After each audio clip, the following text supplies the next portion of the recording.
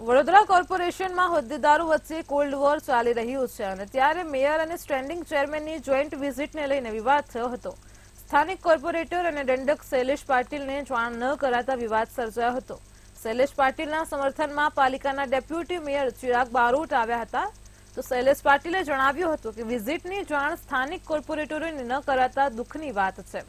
તેમજ અનેક કોર્પોરેટરો નારાજ છે, જેને લઈને પક્ષમાં રજૂઆત કરીશું. જ્યારે આ મામલે મેયર પિંકી સોનીએ જણાવ્યું હતું કે ચેરમેનની જ વિઝિટ હતી. હું આકસ્મિક રીતે વિઝિટમાં સાથે જોડાઈ હતી.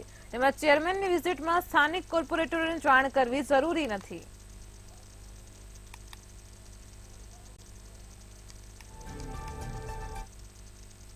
મેયરશ્રી અને ચેરમેનશ્રી સવારે માજલપુર વિધાનસભામાં પ્રી મોન્સૂનની કામગીરી જોવા આવ્યા હતા. સારી બાબત બી એક છે.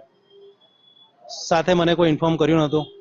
હું તો એવું કહું છું કે દરેક કાઉન્સિલરોને જાણ થવી જોઈએ, કારણ કે વોર્ડમાં દરેક કોર્પોરેટર ભારતીય જનતા પાર્ટીના સવાર બપોર હોય છે કે સાંજ હોય જોતું નથી, ખાલી કામ કરે છે.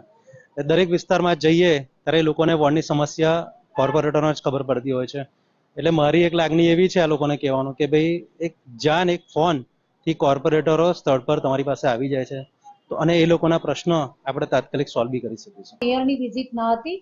હું માત્ર તરસાલી વિસ્તારમાં મારા રિલેટિવને ત્યાં જઈ રહી હતી, એટલે મને માહિતી મળી કે ભાઈ આ જ વિસ્તારમાં અમે છે, એટલે હું મારી જાતેથી જોડાઈ છું.